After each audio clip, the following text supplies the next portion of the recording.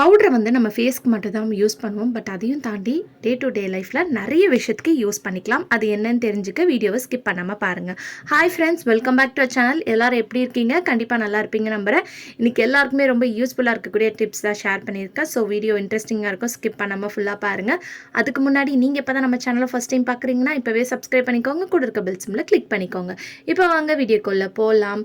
First tip இது எதுக்கு use பண்ணுறதுன்னு பார்க்கலாம். இந்த மாதிரி பசங்க வந்து நிறைய கார்ட்ஸ்லாம் வந்து வச்சுருப்பாங்க இல்லையா? ஸோ எப்பயாவது ரேராக தான் நம்ம அதை எடுத்து விளாடுவோம். ஸோ அந்த மாதிரி பார்த்திங்கன்னா அந்த மாதிரி டைமில் இது வந்து கார்டெலாம் நம்ம ஒரு பாக்ஸில் போட்டு ஸ்டோர் பண்ணி வைக்கும்போது ஒன்றோட ஒன்று வந்து பார்த்திங்கன்னா ஒட்டிட்டு நம்ம அதை எடுக்கிற டைமில் அதற்குள்ளே இருக்கிற அந்த கார்டில் இருக்கக்கூடிய பிரிண்ட்லாம் வந்து பார்த்திங்கன்னா அப்படியே பிஞ்சும் வந்துடும்.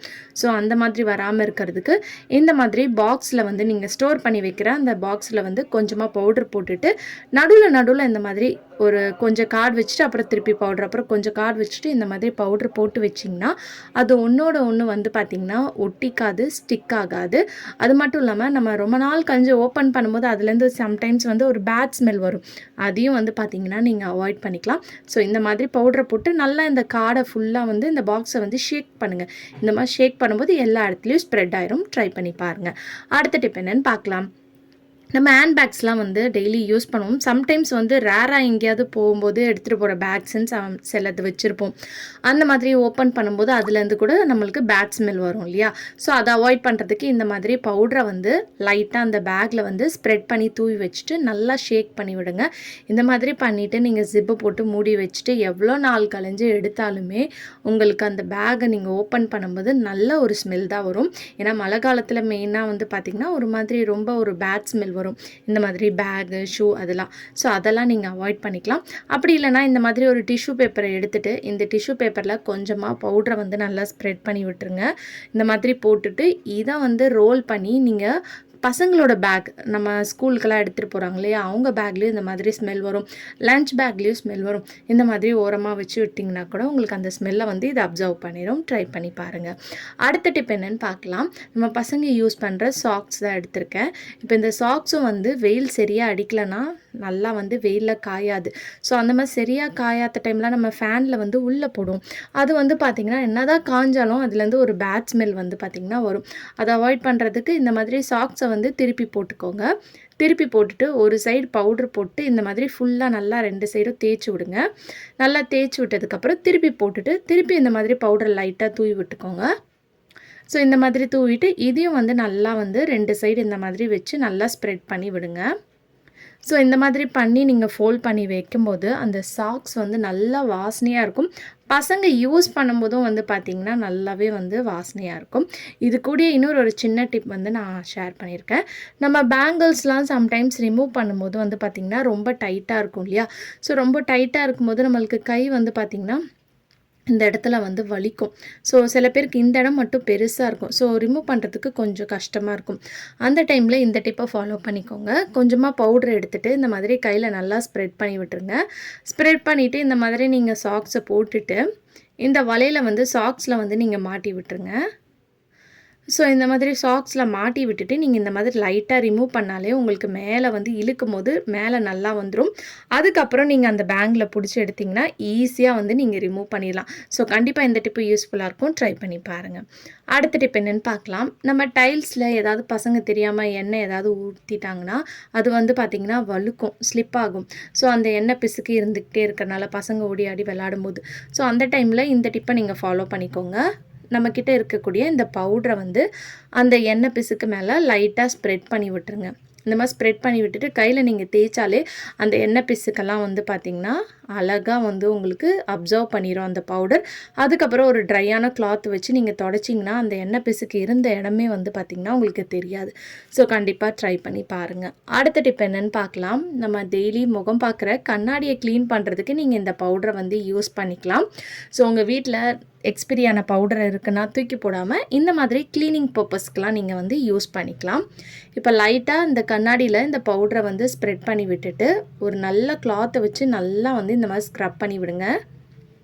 ஸோ இந்த மாதிரி ஸ்க்ரப் பண்ணி தேய்ச்சிங்கன்னா போதும், உங்களுக்கு நல்லா பளிச்சுன்னு மாறிடும் அந்த கண்ணாடி. ஸோ இது நீங்கள் ட்ரெஸ்ஸிங் டேபிள் கண்ணாடி, நம்ம பீரோவில் இருக்கக்கூடிய கண்ணாடிக்கெலாம் கூட நீங்கள் இந்த டிப்பை ஃபாலோ பண்ணிக்கலாம். ஸோ உங்களுக்கு பார்க்கும்போதே நல்ல டிஃப்ரென்ஸ் தெரியும். ட்ரை பண்ணி பாருங்கள். அடுத்த டிப் என்னென்னு பார்க்கலாம்.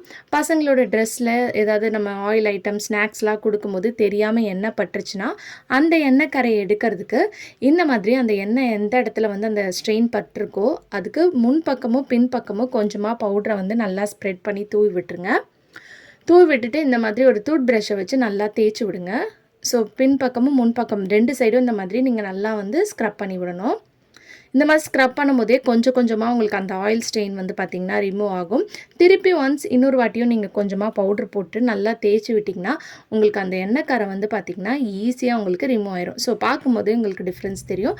கண்டிப்பாக இந்த டிப் பிடிச்சிருந்துச்சுன்னா இந்த வீடியோக்கு ஒரு லைக் கொடுங்க. அடுத்த டிப் என்னென்னு பார்க்கலாம்.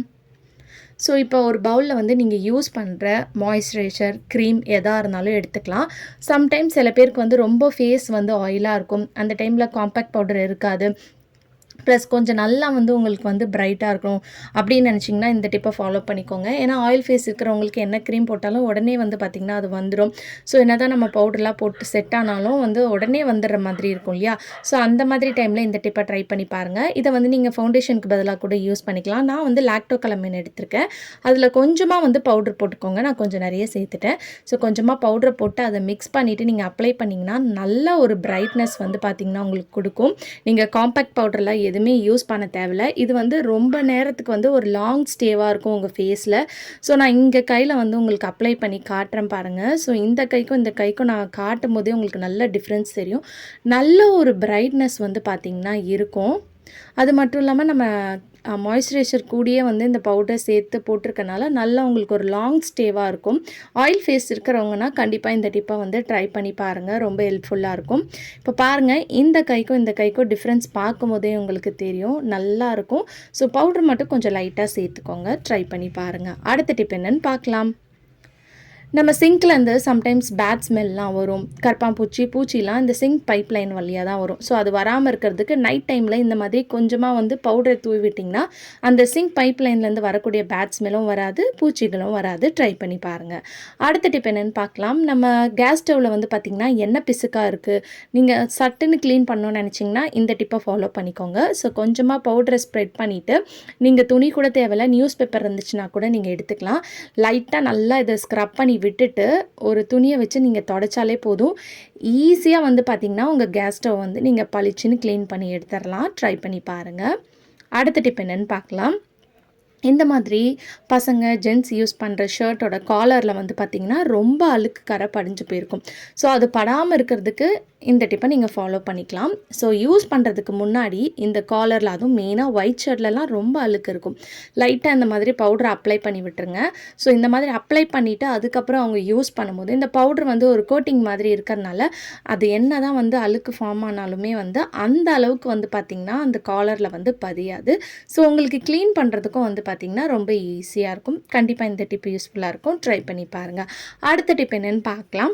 இந்த வின்டர் சீசனில் மழை காலத்துலலாம் வந்து பார்த்திங்கன்னா நம்மளுக்கு இந்த ரூம்குள்ளே போனாலே பெட்லேருந்து ஒரு பேட் ஸ்மெல் வரும். சரியாக காயில் வெயில்லனா அந்த பேட் ஸ்மெல்லாம் வரும் இல்லையா? ஸோ அது வராமல் இருக்கிறதுக்கு இந்த டிப்பை ஃபாலோ பண்ணிக்கோங்க. உங்கள் பெட் ஸ்ப்ரெட் ஃபுல்லாக வந்து லைட்டாக இந்த மாதிரி பவுடரை வந்து தூவி விட்டுட்டு ஒரு டவலை வச்சு நல்லா வந்து ஸ்ப்ரெட் பண்ணி விட்டுருங்க. இந்த மாதிரி பண்ணும்போதும் உங்கள் ரூம்குள்ளே போகும்போதே வந்து பார்த்திங்கன்னா நல்லா வாசனையாக இருக்கும். பெட்லேருந்து வரக்கூடிய எந்த ஒரு பேட் ஸ்மெல்லும் வந்து பார்த்திங்கன்னா கண்டிப்பாக வராது. ஸோ கண்டிப்பாக ட்ரை பண்ணி பாருங்கள். ஓகே ஃப்ரெண்ட்ஸ், இன்றைக்கி வீடியோவில் நான் ஷேர் பண்ணி இந்த டிப்லேருந்து ஏதாவது ஒரு டிப் கண்டிப்பாக உங்களுக்கு யூஸ்ஃபுல்லாக இருக்கும்னு நினைக்கிறேன். அப்படி யூஸ்ஃபுல்லாக இருந்துச்சுன்னா மறக்காமல் நம்ம சேனலை லைக் பண்ணுங்கள், ஷேர் பண்ணுங்கள், கமெண்ட் பண்ணுங்கள், சப்ஸ்கிரைப் பண்ணிக்கோங்க. தேங்க்யூ ஃபார் வாட்சிங்.